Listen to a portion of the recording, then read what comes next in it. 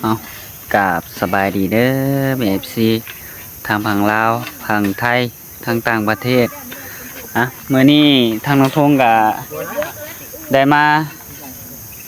ซอยแม่เนาะแม่เพิ่นถมทานเมื่อนี้เนาะพี่น้อง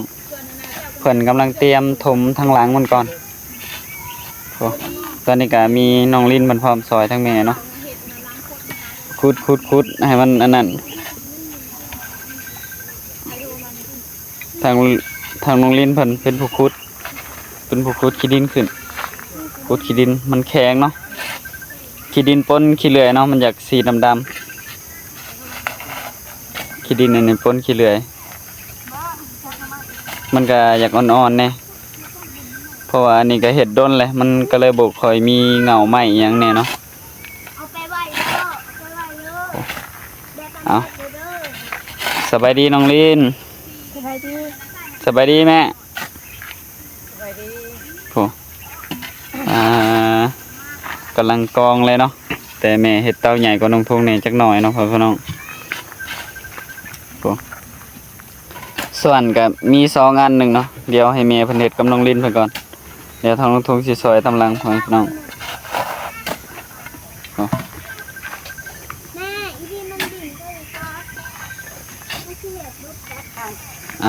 ทางแม่เพิ่นไปพักผ่อนเดี๋ยวทางน้องทงสิเข้าไปส่วนต่อเอา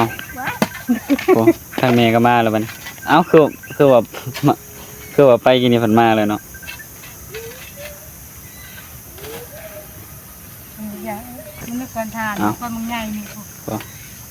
ทางน้องทงว่าสิไปเฮ็ดต่อพันแม่เพิ่นบัดนั้นมันแม่เพิ่นวันมาอีกแล้วกำลังสิไปเฮ็ดต่อ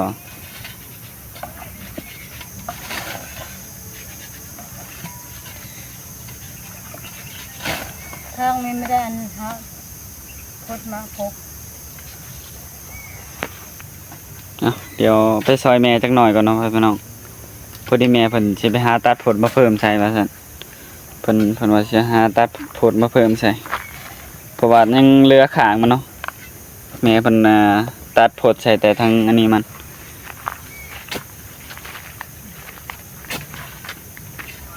ก็คนไป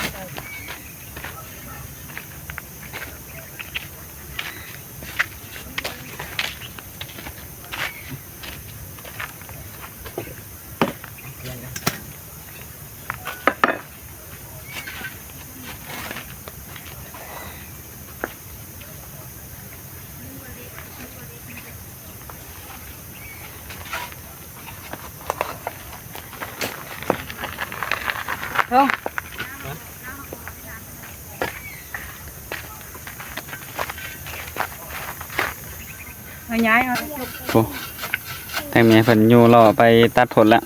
เดี๋ยวทางลุงทงสิถมถาเนาะตอนน้องสาเพิ่นเฮ็ดกินอยู่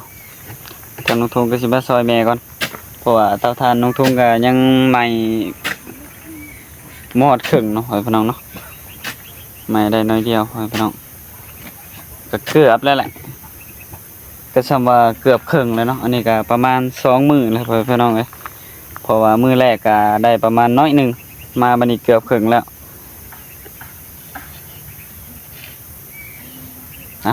เดี๋ยวสิไปถมต่อได้หลายสำหรับก็เอาสำนั่นเนาะพี่น้องเนาะเพราะว่าแม่เพิ่นยังไปตัดผลมาเพิ่มตอนนี้ก็เริ่มสิค่ำสิมืดแล้วเนาะพี่น้องเนาะประมาณ5 โมงน่าจะได้เนาะพี่น้องเนาะ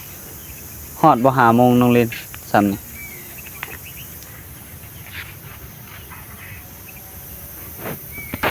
เอาบ่3 ก็ 4แล้วเนาะโมงก็ได้หรือว่า5แล้วบ่ไป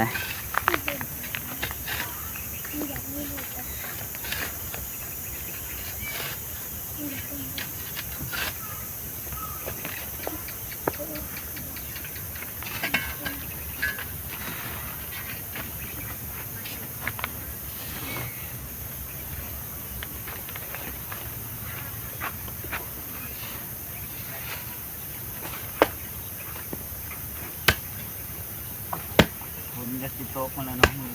อเว้นแต่ว่า เจ้าตกบ่ตกซ้ำอันคือว่าผ้าดังมาอย่างดีแต่ฝนบ่ตก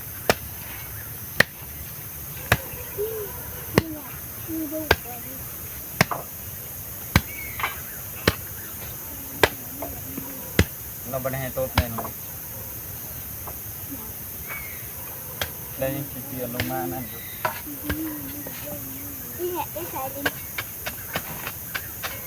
แม่ไปตัดพด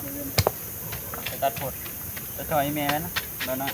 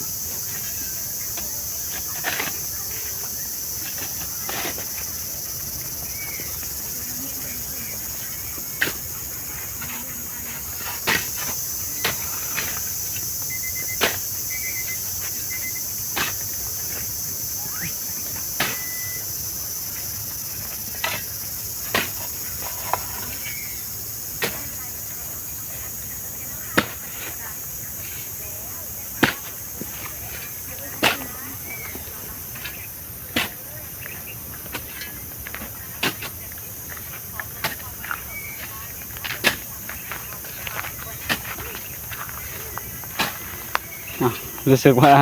เต็มเลยเนาะเต็มกองแล้วเดี๋ยวให้แม่เพิ่นตัดผลมาใหม่ก่อนเนาะนี่น้องลินเพิ่นก็มาส่วนขึ้นเนาะส่วนได้หลายแล้วทางแม่เพิ่นก็ไปตัดผดน้องลินว่ะทางไอ้ทงก็เจ็บท้องเข้าป่าเลยไอ้ทงก็ให้น้องลินเฮ็ดถ่าเนาะไอ้ทงออกมาพุ่นแหละจึงสิเฮ็ดซอยเฮ็ดแล้วของเฮาแล้วก็มาเฮ็ดซอยของแม่เนาะพวกตอนนี้ทางน้องซาก็ต้มน้ำไม้ไว้เนาะโดยสบายดีเด้อแม่ซีบ่สุขุสุคนต้มน้ำไม้ที่ทางน้องซาไปหาน้ำไม้นั่นแหละเนาะต้มไว้แกงน้องลินขุดเป็นหลุมแบบนี้เลยตามพอ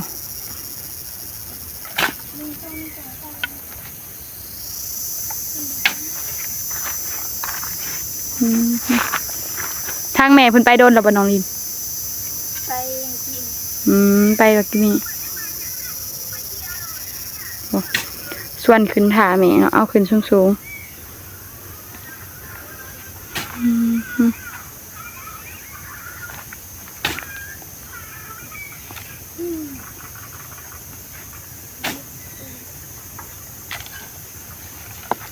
น้องลินเป็นส่วนขึ้นแล้วบรรยากาศเนาะบรรยากาศยามเมืองแรง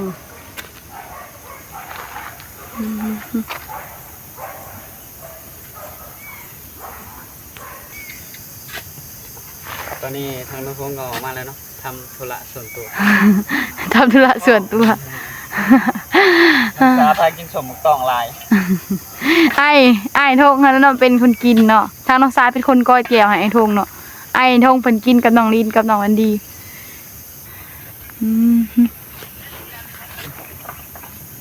ป้าเตาของแม่ใหญ่เนาะไอ้ทง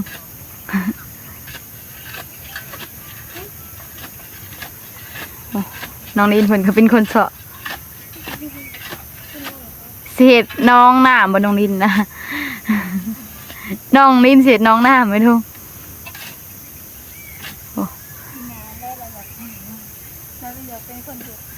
อืม เป็นน้องน้ำรถผ่านมา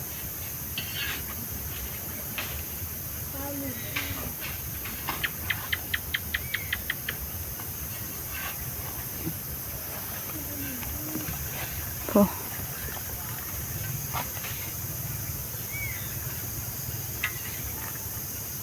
สีแกงน้ำใหม่อะไรยังนะเทปแล้ว ยัง แล้วมันก็ขับ โดยป้าไอ้ทองไปเก็บยานางก่อนปะ ยังบริเก็บซ้ำ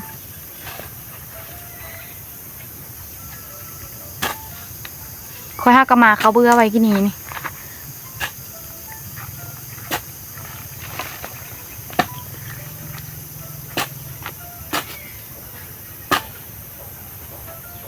สิแกงหน่อไม้กินกับข้าวเนาะมันนี่พากันไปหาหน่อไม้กับไอ้ทง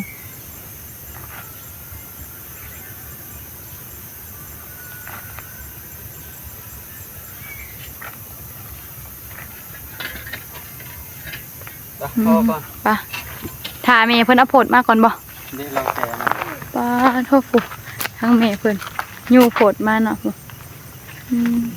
ไปหาเท่าไร พุ่นในป่านะอยู่บนทางเมย์เพิ่นตัดไม้ลงค่ะเดิ ทางไหนวะ ใบใหญ่ๆปะอืม เอาเลยเนาะตอนนี้ก็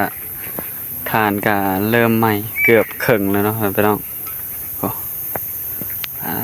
ต่อโอ้เกือบครึ่งละมันใหม่ก็ได้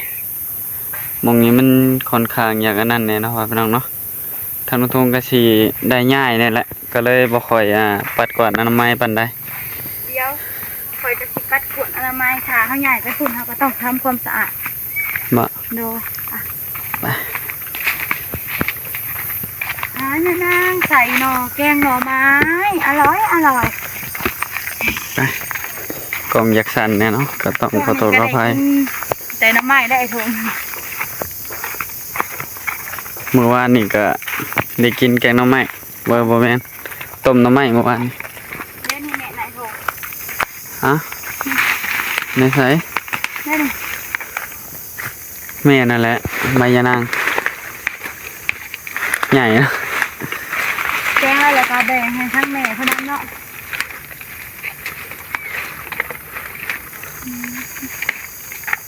ซัมโบแมน สิหาได้ละ ซัมโบแมนใบยะนางเนาะใบมันใหญ่เถอะวะ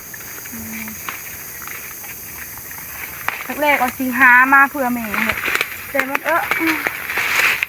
แต่มันจะมืดแล้วมันก็บ่อยากเฮ็ดหยังน้อยทง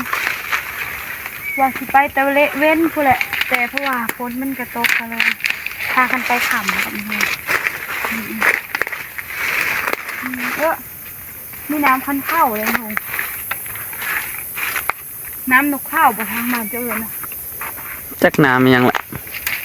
อันนี้ก็เอิ้นไปซื่อๆส่วนไรเขาเอิ้นน้ำเล็กนกเล็บนกเข้า เล็มเล็กนกข้าว มาน้ำเล็บนกเข้าเขาเอิ้นโอ้ทางเทิงพุ่นน่ะมันงามๆเนี่ยโอ้ใบยะนาง ใส่เคี้ยวๆได้ละทง แม่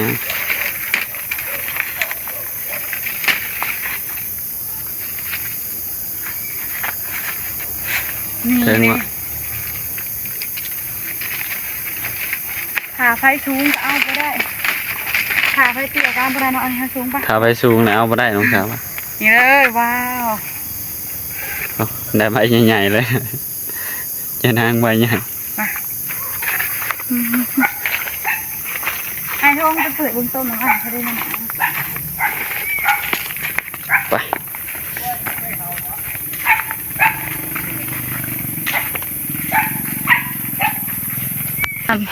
นี่เลยเนาะเตาทางไอ้ทงเพิ่นเห็ดเองต้มหน่อไม้พอแกงกินแรงเนาะแซ่บๆผดบวกๆนี่เนาะนี่ลูกเบสเตาไอ้ทงเห็ดเองหมอหน่อไม้ค่ะหน่อไม้สดๆเนาะเมื่อกี้บรรยากาศป่ะนี่เลยเนาะเตาถ่านเนาะก็สิประมาณนี้เนาะไก่ใหม่ไก่สีหอดเครื่องแล้ว โดยอามันนี้ทางน้องสาก็สิได้จบคลิปไปเพียงแค่นี้ไปพบพอกันในคลิปหน้าเด้อกราบขอบคุณทางแม่ซีเบอร์สักคนที่เบิ่งคลิปของน้องสาตั้งแต่ต้นจนจบที่บ่ข้ามโฆษณาทางน้องสาว่าผิดพลาดประการใดก็ต้องขอโทษขออภัยทางแม่ซีเบอร์สักคน